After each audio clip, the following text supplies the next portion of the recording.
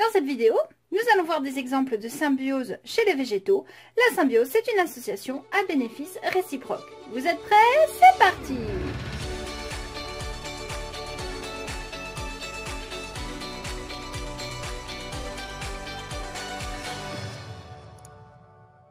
Ici, nous avons une fleur de lupin. Le lupin est une plante qui possède beaucoup de nodosités. Allons donc voir en détail ce que c'est qu'une nodosité. Donc, si nous prenons une nodosité, ici, une, et qu'on la passe au microscope électronique à balayage, on repère ici très nettement la différence entre la racine et la nodosité. Ici, il y a une différence de cellules. On va essayer de voir à l'intérieur ce qu'il y a. Quand on regarde à l'intérieur de la nodosité, on va trouver des cellules végétales. Là, nous avons une cellule végétale. Là, nous en avons une autre. Et si on essaye de faire un zoom sur ce qu'il y a à l'intérieur, regardez, on voit plein de petits bâtonnets. Ça a l'air tout bizarre. Et bien, en fait, ce sont des bactéries. Nous avons des milliers de bactéries de l'espèce Rhizobium qui vivent à l'intérieur du cytoplasme des cellules végétales. Et en fait, on pourrait croire que ce sont des parasites, c'est-à-dire qu'elles vivent à l'intérieur de la plante et se nourrissent de la plante. Et en fait, pas du tout. Elles vivent avec la plante. Elles vont l'aider. Et en échange, la plante leur offre une maison,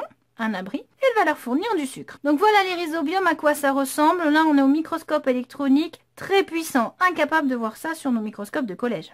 Essayons de comprendre ce que le rhizobium peut apporter au lupin. Pour cela, nous allons étudier la production de graines de lupin sur un hectare, puisque c'est ce qui nous intéresse, nous les humains, récupérer les graines. On va donc tester la production de graines de lupin sur 3 parcelles différentes. La première parcelle est une parcelle non inoculée, sans engrais azotés. C'est-à-dire que inoculé, c'est quand on introduit un élément vivant, donc ici une bactérie, le rhizobium. Donc sur cette parcelle, il n'y a ni bactéries, ni engrais supplémentaires. Sur la parcelle numéro 2, on a inoculé les plantes, c'est-à-dire qu'on leur a fourni du rhizobium. On n'a pas fourni d'engrais azotés. Et dans la troisième parcelle, on n'a pas fourni le rhizobium, la bactérie, mais on a fourni de l'engrais azoté. Nous avons ici une étude de graphique à faire, ce qui signifie que nous allons faire de la méthodologie. Alors, on y va. Je vous rappelle que la méthodologie, on constate que, on sait que, on en déduit que. Qu'est-ce qu'on constate? On constate que sans engrais, une parcelle produit 3 fois moins qu'une parcelle avec engrais. J'ai comparé ici la parcelle sans engrais, la parcelle avec engrais. Je vois nettement la différence.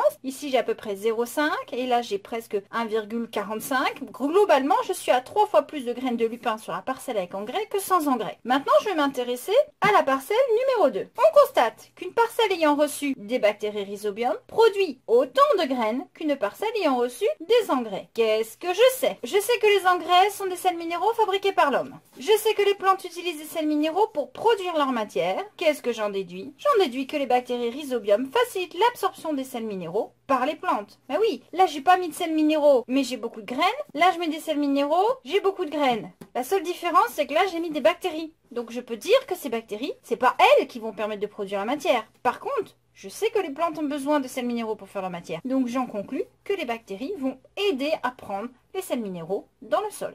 Représentons maintenant un schéma bilan sur les nodosités. Donc qu'est-ce qu'on a dit des nodosités? Les nodosités, ce sont des petites boules que l'on observe sur les racines de certaines plantes. Et si on fait un zoom, donc je vais faire un zoom ici, je dessine la racine et je dessine une grosse boule ici, c'est la nodosité. Alors dans cette nodosité, il y a des cellules végétales, hop, qu'on représente de cette forme-là, parce qu'elles ont cette forme-là, d'accord? Et à l'intérieur des cellules végétales, il va y avoir des bactéries qu'on appelle du rhizobium, voilà, que je vais représenter comme ça. Et ces bactéries vont avoir un rôle particulier qui va aider la plante à pousser, à savoir qu'elles permettent l'absorption de l'azote que la plante n'est pas capable d'absorber. Cet azote va être transformé ensuite grâce aux plantes en NH4 qui va remonter par les vaisseaux ascendants dans la plante. En échange, la plante, elle, va réaliser la photosynthèse.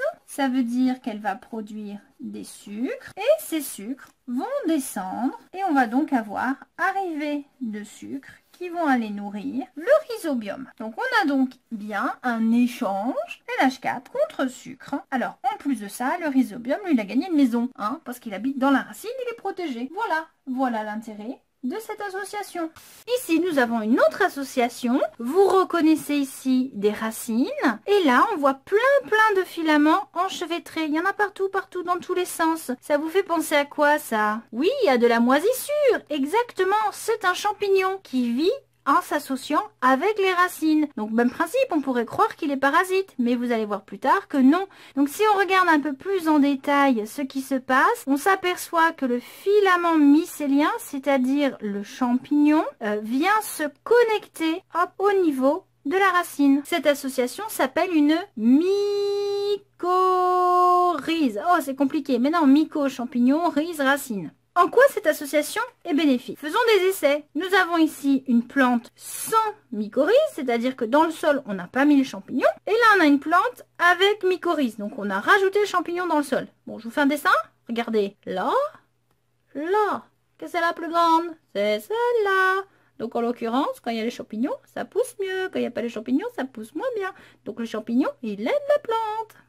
Essayons de comprendre pourquoi certains arbres réalisent une association avec des filaments de champignons, association qui s'appelle mycorhize. On peut se demander si cette association présente un intérêt pour l'arbre ou alors si le champignon est un parasite de l'arbre. Pour cela, il faut vérifier que l'arbre grandit bien. Nous allons donc faire des expériences, des mesures. Nous allons mesurer la hauteur de frênes, ce sont des arbres, sur 4 années et on va comparer la croissance de frênes non mycorhizés avec des frênes mycorhizés, c'est-à-dire des frênes non associés à un champignon et des frênes associés à un champignon. Nous avons donc là une étude de graphique, ce qui signifie que nous allons faire de la méthodologie. On y va. Je vous rappelle, on constate que, on sait que, on en déduit que.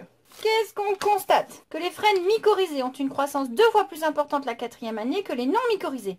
Ah oui, regardez là, 4e année, non mycorhizés, 30 cm de haut, mycorhizé, 70. Ah bah oui, hein, 30 x 2, ça fait 60, donc là on est plus de 2 fois. Qu'est-ce qu'on sait? On sait que les mycorhizes sont des associations racines-filaments d'un champignon dans le sol. On sait aussi que les arbres ont besoin d'eau et de sels minéraux du sol. Qu'est-ce qu'on en déduit? On en déduit que les mycorhizes favorisent l'absorption de l'eau et des sels minéraux pour l'arbre, favorisant ainsi sa croissance.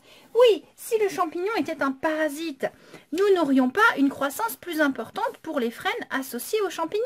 Au contraire, nous aurions une croissance moins importante. Donc ici, on peut dire que l'association des mycorhizes est bénéfique aux frênes, ce qui veut dire que nous avons bien une association à bénéfice réciproque et que le champignon, lui, va forcément récupérer quelque chose chez l'arbre. En fait, il va récupérer les sucres que l'arbre est capable de produire dans ses feuilles. Comment est-ce que le champignon peut aider la plante? Alors, raisonnons. Prenons une plante sans champignons et observons sa zone d'exploitation racinaire. Nous avons donc les racines de la plante et vous voyez que vu que seule l'extrémité possède des poils absorbants, la plante ne va pouvoir récupérer de l'eau et des sels minéraux que dans ces petites parties. On parle de zone d'exploitation, c'est-à-dire la zone que l'on exploite. Sur une plante avec mycorhize, on voit tout de suite que la zone d'exploitation est beaucoup plus importante. En effet, les filaments de champignons qui se développent à partir de leur connexion sur les racines vont se développer partout dans le sol et vont donc augmenter la surface où on peut prélever l'eau et les sels minéraux. Réalisons un schéma bilan sur les mycorhizes. Qu'est-ce que c'est que les mycorhizes? Alors, la mycorhize, c'est une association entre un champignon. Alors, le champignon, tel que vous le connaissez, vous, c'est cette forme-là. C'est en fait ce qu'on appelle le carpophore. C'est l'appareil reproducteur du champignon. En fait, le champignon, il est ici. Il vit sous le sol et il est sous forme de filament. C'est ce qu'on appelle du mycélium. M-Y-C-E-2-L-I-U-M. Donc, ce mycélium, lui, il est en contact avec les racines et c'est cette association-là qu'on appelle les mycorhizes. Donc, cette association, on a vu qu'elle est à bénéfice réciproque, c'est-à-dire qu'elle va apporter autant de choses aux champignons que le champignon en apporte à l'arbre. Donc, qu'est-ce qu'on a dit? Que l'arbre, lui, va réaliser la photosynthèse. Alors, grâce à quoi? Grâce à l'énergie du soleil, c'est-à-dire la lumière.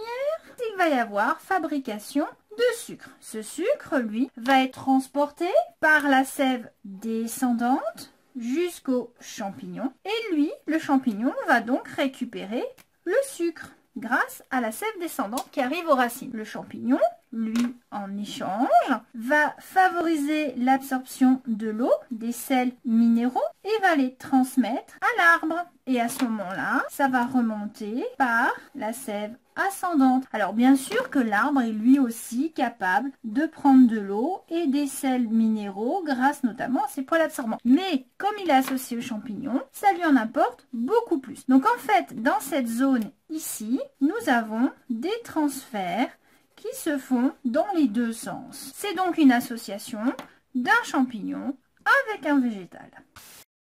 Réalisons maintenant des schémas, des vrais schémas avec des codes géométriques des symbioses chez les végétaux. Alors il existe des symbioses chez les animaux, mais on ne s'y intéresse pas aujourd'hui. On va d'abord parler des mycorhizes en vert, dans un cadre. La plante. On a dit la mycorhize, c'est une association entre une plante et un champignon. Donc je vais représenter par un cadre le champignon. Maintenant on a dit que la symbiose permet un échange à bénéfice réciproque. Nous allons donc avoir de la part de la plante du sucre qui sera transmis au champignon et le champignon, lui, en échange, va fournir de l'eau, des sels minéraux, mais également des antibiotiques, mais également des vitamines, plein de bonnes choses. Tout ça, hop, ça va passer à la plante. Donc tous ces éléments-là vont permettre à la plante une meilleure croissance ainsi qu'une protection grâce aux vitamines et aux antibiotiques. Le champignon, lui, grâce au sucre, va avoir une meilleure croissance. Nous avons donc ici des échanges à bénéfice réciproque. Travaillons maintenant sur les nodosités. Nous allons faire la même chose. La plante, elle fournit du sucre. Donc ça va permettre la croissance et la multiplication de ces bactéries. En échange, les bactéries, elles, vont être capables de récupérer l'azote, N2. Elles vont en faire du NH4 qu'elles vont donner à la plante pour que la plante puisse fabriquer ses protéines, tout simplement. Donc ici, nous avons bien un échange à bénéfice réciproque. Donc, en contrepartie, le rhizobium, lui, possède également donc une protection, un abri, puisqu'il vit à l'intérieur de la plante.